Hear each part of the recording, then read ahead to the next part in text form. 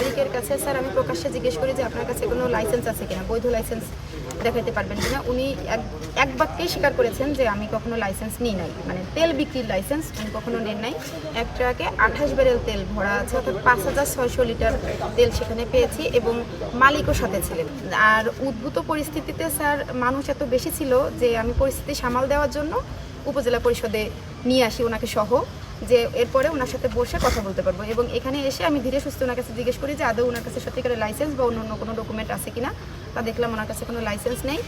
তারপর স্যার আমরা জব্দনামা তৈরি করেছি। জব্দনামা তৈরি করার সময় একদম ভিতরে গিয়ে দেখে যে কত ব্যারেল তেল মূলত আছে, জব্দনামা তৈরি করে ওনার লাইসেন্স না থাকায় মোবাইল কোর্টের মাধ্যমে ওনাকে জরিমানা করেছি স্যার। 25,000 টাকা জরিমানা দণ্ড প্রদান করেছি এবং 28 ব্যারেল তেলই জব্দ করেছি, যা আমরা সরকারি নির্দিষ্ট দামে বিক্রি করব।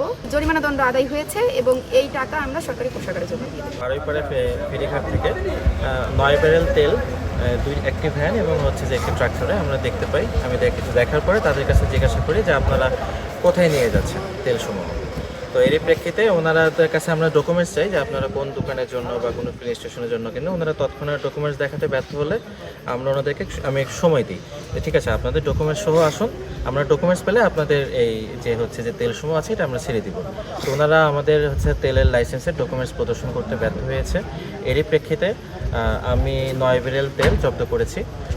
জব্দ করে আমরা হচ্ছে যে এটা আমরা কালিয়া ফিলিং স্টেশনকে আমরা জিম্মানামা করে ওনারা সরকারি অর্থে বিক্রয় করে সেই অর্থ আমরা সরকারি কোষাগারে জমা প্রদান করব। একই সাথে বিকালে এসিল্যান্ড হচ্ছে যে উনি হচ্ছে যে 28টি ব্যারেল তেল আরেক জায়গা থেকে উনি উদ্ধার করেছেন। ইন টোটাল আমরা আজকে 37 ব্যারেল তেল উদ্ধার করেছি। নগদ নিয়ে এলো হার নামানা হার অফার। সর্বনিম্ন 10,000 টাকা রেমিটেন্স নগদে পাঠালে থাকছে স্বর্ণের হার জেতার সুযোগ।